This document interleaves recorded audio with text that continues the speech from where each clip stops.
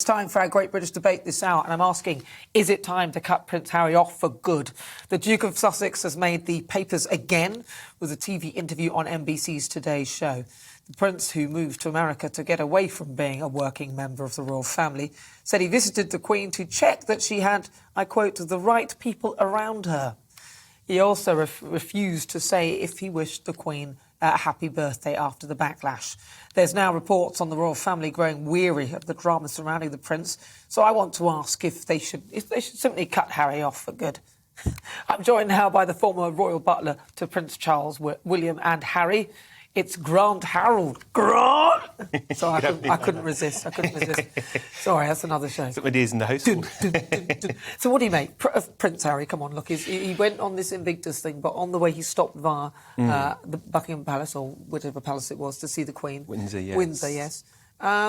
Is it time? He needs to stop this, right? I think that... I'm glad he did pop in. Yes, he should have done it. I'm glad he did. I mean, I think obviously there was a lot of people kind of saying, why did he not attend a memorial service? Why didn't he bring Lilibet? Who knows? But I wondered if it's because this had already been planned, he knew he was coming over, maybe he'd arranged with the Queen, said, could I come and visit you on the way? So maybe that might have been part of the reason. Who knows? But I think, for me, knowing him and knowing what he's like, I've always seen him as a senior member of the royal family. Right. I think he's important for the royal family, even still. And he's still, a lot of people don't realise, he's still a councillor of state, which means he's technically one of if the Queen, for whatever reason, was unable to fulfil her duties, he's one of the four that step in. Well, that should be revoked. That's what I was surprised that he still is, especially as he stood down. But he's still, as the monarchy website still states, he is, alongside Prince Andrew, Prince Charles and his brother Prince William, he's still a councillor of state. Maybe that's why he's hanging about.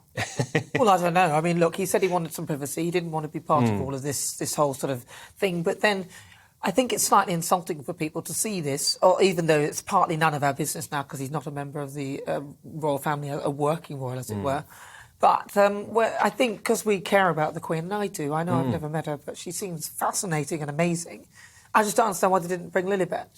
I agree. I don't understand why they didn't, because I think that'd be nice for the Queen to have actually met her, and I hope that is something that will happen. I mean, I think he said again, he brought up security. That's the part I don't understand. I don't understand. I'm aware from working for the royal family how important security is. Right. I mean, it's fantastic security. So I don't really understand why that's an issue. I don't get that at all.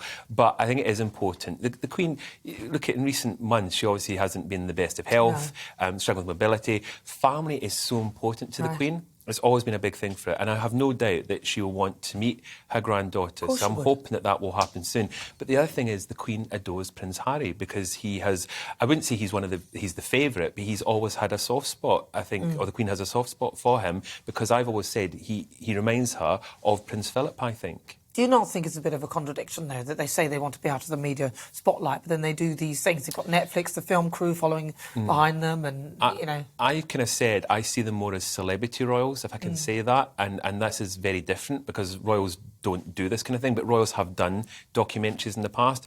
That doesn't surprise me. I think, one hand, asking for the privacy, I understand that, but as you said, suddenly then doing the opposite doesn't make sense. The Invictus Games, slightly different, because that's something, obviously, he's created, he's very much involved in it, and so I can understand why he's there, and obviously he's a big part of that. But I think with the Netflix documentary, that I didn't understand, because asking for privacy, why are you then suddenly letting the world into your house? So even you. That surprised me. Surprised me. But I'm guessing it's just how they're going to, been working at celebrity royals. This is the lifestyle, and this is how they're going to be. It's interesting to see how this is going to work out, because I've always said, going forward, I mean, obviously there's a lot of popularity for William and Kate. Everybody, adores we love them. They're brilliant. Kate's so incredible. It's interesting going forward to see, as the years progress, which ones, if I can say, it's not a competition, but who does better, who keeps the public on side. I think it's quite obvious which ones. I think if you look at, even the American public aren't buying into the full Harry and Meghan thing now either. And they are turning, I think they're going to end up, when a movie comes out on the big screen, then something comes out on DVD. We don't have DVDs anymore, but that's where they are, I think, really. I mean, no, but do you think that perhaps, do you think that him and Meghan, do you think they have damaged the monarchy? I don't think it's none of it has done any favours. Yeah. And this is the problem. We've seen in the past that the monarchy, there's times when it's strong, there's times when it's not. And there's been a few occasions where we've even wondered if the monarchy will survive different things. And I think at this moment in time, we don't need this kind of negativity of anyone kind of causing any kind of, if I can say, bad press around the monarchy. And I also feel for the Queen because, I mean, she's just celebrated her 96th birthday. We are all hoping and praying that she can carry on like her mother into her hundreds.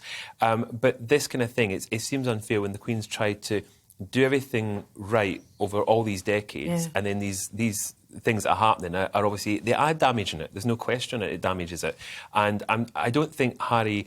I don't believe he'd be trying to do it intentionally. I think it's just to me, and listen to what he said over the years, it's almost kind of standing up, but I don't really understand, even I don't understand why. I don't understand it. Something's obviously happening. Do you think he's bitter over the whole thing, first of all?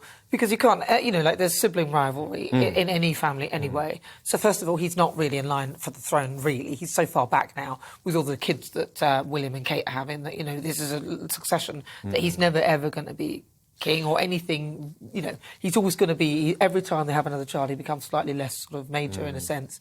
Do you think that he's always been in Will's sort of shadow and is a little bit annoyed? And obviously Meghan, who you've got Catherine to kind of stand square with, and Catherine is exceptional, that in a way there's a bit of bitterness and jealousy. I think Harry's always known that he is the spare. He is not, he always knew his brother would be the future king and his family obviously would come first. So that's not a secret. I think with Meghan, Duchess of Sussex, I believe that joining the royal family, maybe it's not quite what she imagined because it's an institution, it's a firm. Yeah. Obviously the Queen's the head of it, but there's a whole entire, it's a machine. And it's run by many, many people. And I think if you go in there thinking that you can go in there and do it how you want, it doesn't work like that. Even the late Diana, Princess of Wales, I think, would notice that obviously it's run in a certain way, and it's not a case of you can go in and suddenly do it your way. It's you're going into an institution that's been around for centuries, and nobody can really change that. Well, so in a word, yes or no, do you think it's time to cut Prince Harry off then? Because I like him, I'm going to say no. But in real terms, in reality, if you didn't like him, you'd say yes. I'm still going to say no. Thank you very much for that. That is, of course, Grant Harold. He's the former royal butler to Prince Charles, Prince William, and, of course, Prince Harry.